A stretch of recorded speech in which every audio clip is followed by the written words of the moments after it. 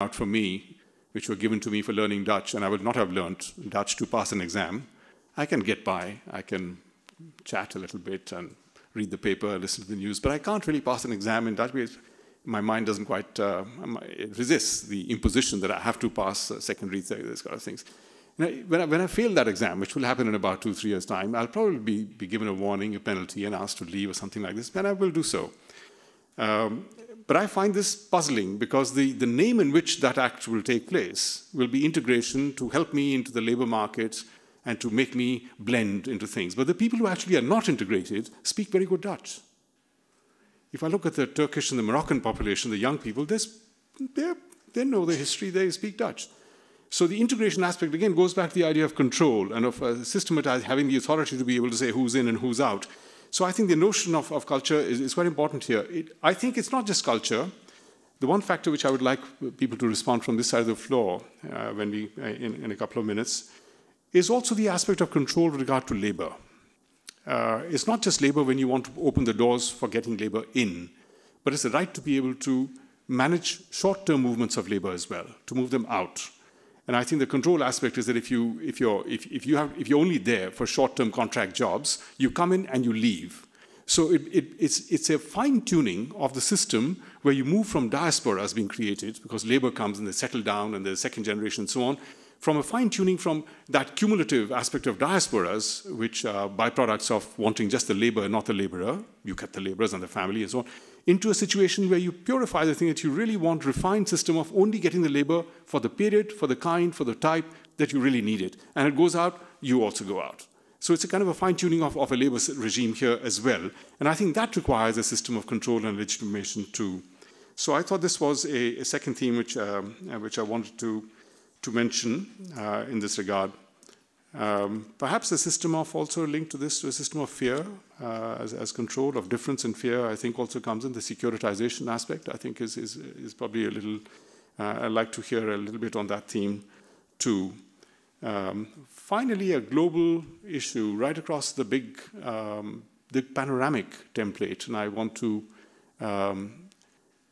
mention this thought and leave it there. If you think of the early periods we are talking about where labor was scarce, so if you have accumulation in any hotspot in the world, you have to go and capture labor. So the whole system was based on the idea of capturing labor and keeping it under control. It's a system of labor scarcity. Whereas now we move to a system where you don't have labor scarcity, globally I'm speaking, but you really have a labor surplus in the sending countries in a big way, and you actually, people are wanting to come over and to actually try their hand, earn income, earn money, and so on. And your job is to see how much do we want and be able to keep them out. Earlier on, the transaction cost of transit was such that people could not come so easily. Now, the cost of travel, in one way or another, or the transaction cost is much reduced, and so the issue of a regime which can manage the entry becomes much more acute. But this is precisely the point where people want to come of their own, and they're not being captured, that the whole ideology of free movement, free choice, individual choice dominates theorizing and ideology.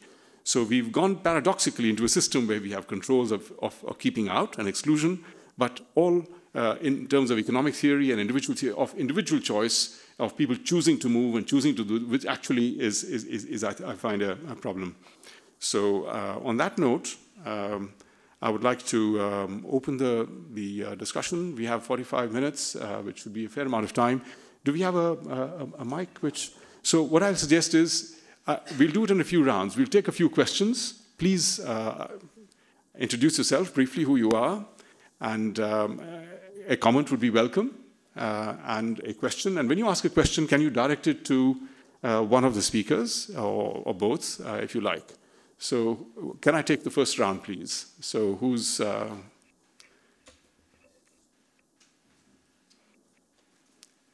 Okay, this one. Who else? I have a colleague at the back. It's two. I'd like to take 3 or 4 in the first round. And any more for the time being?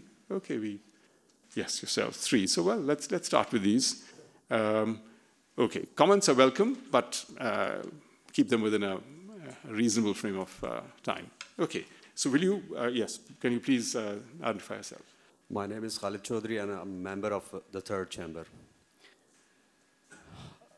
There is a discussion going on within the European Union and the candidates for the European Union right now. Even I could attend some of the debates between the political parties. There are few political parties, I mean, which are totally in favor of banning, I mean, any sort of migration. There are few which are in favor of highly skilled labor. Definitely it is going to create, I mean, brain drain issues. So, and then it is called like Fort Europe. So the boundaries, I mean, the European Union as a fort. So what sort of solution there can be? I mean, let's say, I mean, if we have, I mean, extremist ideology, extremist political parties, and the other side, I mean, some liberal. But there is no mechanism to compensate the third world countries when you are asking, I mean, the highly skilled labor, I mean, to come over these countries.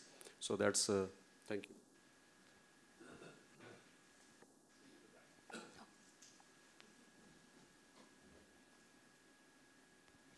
Thank you. My name is Hilde Kroes. I work for World Population Foundation.